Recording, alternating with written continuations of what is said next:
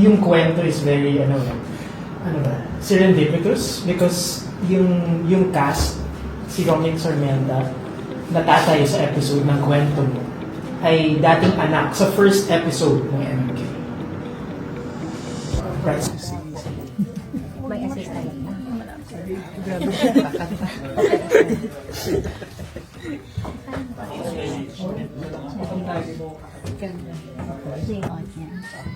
Or pwede nga.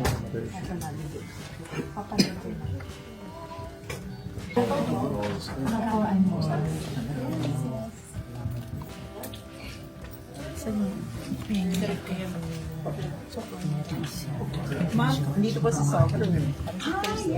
Alright, so... Wala yung phone ko maganda. Kayo naman. Kayo naman na mag-usap. Kuna lang natin. Thank you so much.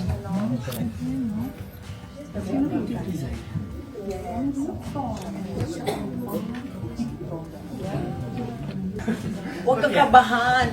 Diyos ko, ikaw pa, nag-the voice ko. Yeah. Sino Preserve mga that for the kasama mo? interview day. Okay. Dito na siya. Lots of I watched a lot of these performances. videos about you on YouTube. Yeah. Your So well different researched. interviews. So I really know you now. Flowers sa flowers. Yes. Flowers na kayo.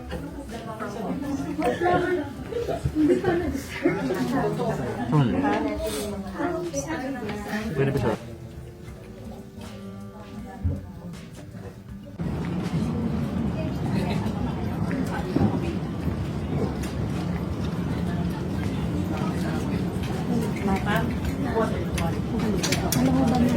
Redundant po yung parang Don't you think? Yes po. So, we can also siguro pa change to yung parang other parang representatives from us. For hours, minsan overnight.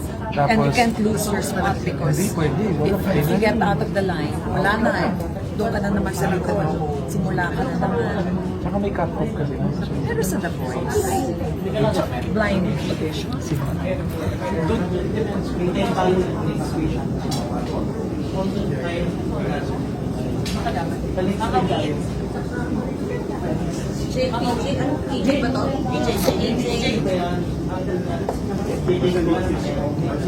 Sir, pwede magpa-picture?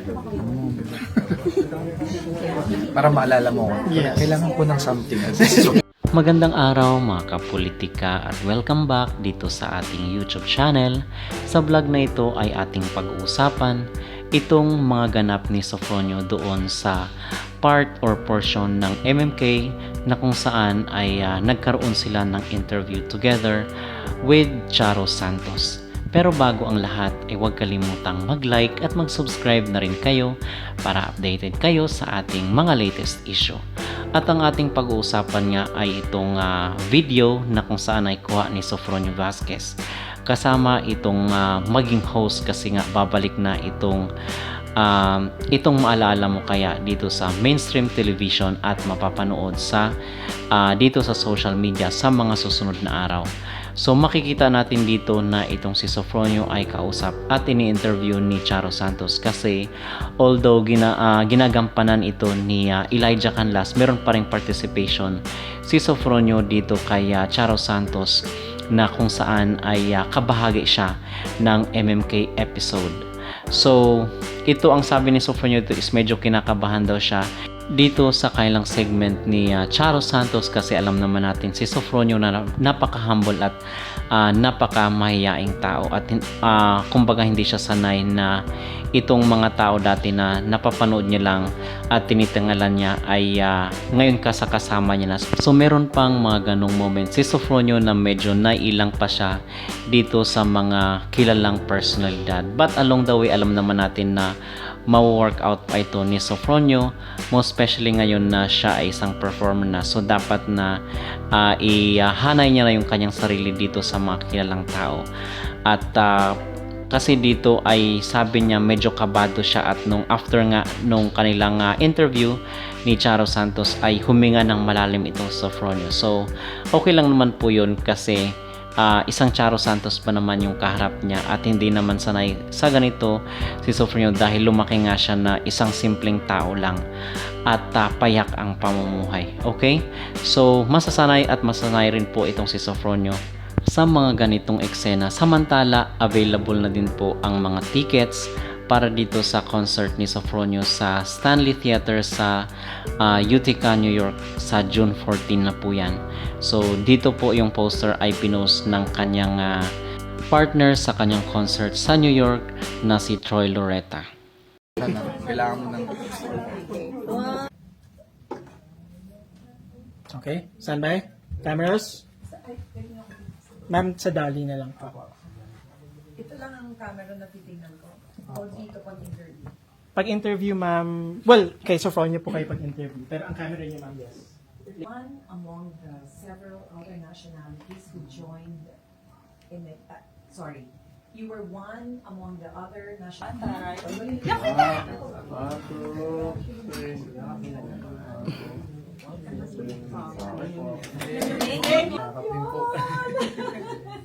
Thank you so much. Maraming salamat.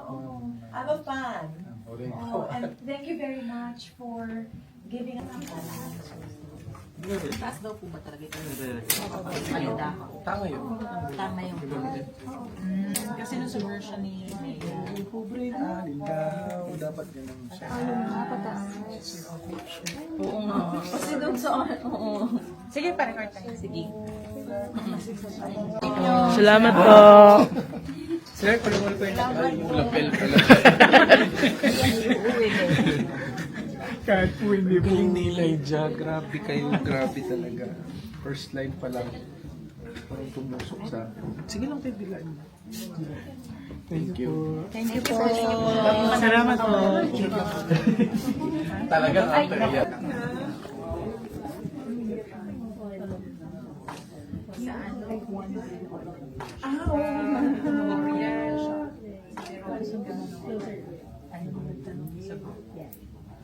Funny doon.